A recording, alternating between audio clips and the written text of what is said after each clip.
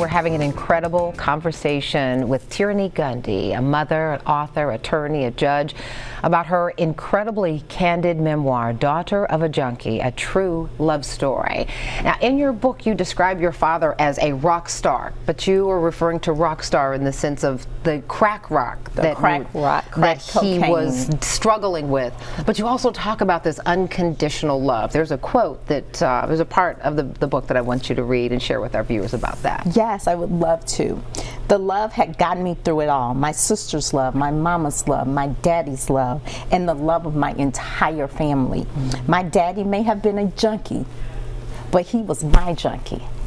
And the love had gotten me through it all. And that's what you want to keep reminding people of, yes, is basically the strength and the power of what love does, even in a family with trauma, right? Trauma, dysfunction. I think the greatest drug on earth is love. And we ended this with me saying, I came from a house full of love. And so when you see an example and you feel love in your house, you really feel invincible despite all of the trauma, despite all of the chaos. The love fueled me to believe I could do anything. And your parents were so very clear about making sure that you and your sister know, despite everything that's going around, fights, police, guns, high-speed chase, we'll talk about in just a second. There was still an expectation you guys were supposed to get straight A's and go to college, right? Yeah, it was an expectation, it was a requirement. I would not dare bring a B home. My mom did not play that. My dad did not play that. They told us they expected our best, and our best was A's. Wow. I want to give our viewers an opportunity to hear your father in his own voice. And you talked to him in a documentary. I want to play a part of that clip. Yes. Okay. Okay. I was a good father, but I could have been a better father if I didn't do drugs. Ebo, when's the last time you got high? Yesterday. And you knew you were coming here? Absolutely. How did you pull it together? I already knew what I had to do, so that's why I made my journey here. How many times have you gotten high since the last time I saw you?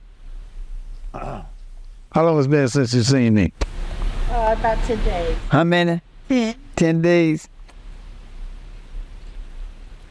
Probably 6 days out of them 10. You stayed high for 6 days. I didn't say I stayed high 6 days. I said out of 10 days since I've been gone, I got high 6 days out of that 10. 4 days I didn't use no drugs. He's trying to tell you there's a distinction, right? And you have to own that. Yes. It wasn't all 10 days. No. There were some where he had good days, and you have to learn how to celebrate that. Go back to why I say junkie. In our family, we deal with facts. My father always wants to keep the record straight. Yeah. No, I didn't get high for 10 days. Right. Out of those 10 days, I was high 6 days. And and that's part of the reason why you're so open about the fact that he still struggles with addiction. Yes, we say one day at a time. One day at a time. Tell me about this high-speed chase. Yes, so when I was about 13 years old, not giving too much of the story, but a little background, my father and his roommate, I guess, stole a car. His roommate did. And my father his end of the deal was to sell it in Duval. And so the police pulls up next to us, around the corner from the projects, Durkeeville, that he grew up in. Okay. Durkeeville is a maze. And so my father said, if we make it to Durkeeville, we're home free. Gotcha. We get out of here, they can't do anything. Okay. They can't find us in Durkeeville. And so the police, they chase us through Durkeeville. Helicopters come, police are everywhere. And we go back to his childhood friend's house. Big Head Bill's mama, Miss Mamie. She opens the door and we have lunch while the police is looking for us. And we say we, you're saying we because you were in I was 13. I was in the car with him. What is going through your mind as you're watching your father evade police? I just told you before. Foolishly, I was okay because I was with my daddy. I was a child. I didn't know to be afraid. He made you feel that safe, even in that kind of danger. He made me feel that safe. And in the book, we talked about it before. My sister and I have no idea. We have no fear. Right. They really, again, the love really made us feel safe. Foolishly. Was it foolishly, or is it just the function of a crack addict trying to normalize the rest of his family's life while he struggled with his own? I feel like foolish is such a hard time. I would say it the reverse. It's a man, a father, a husband, a son, trying to normalize and figure out how to function with an addiction.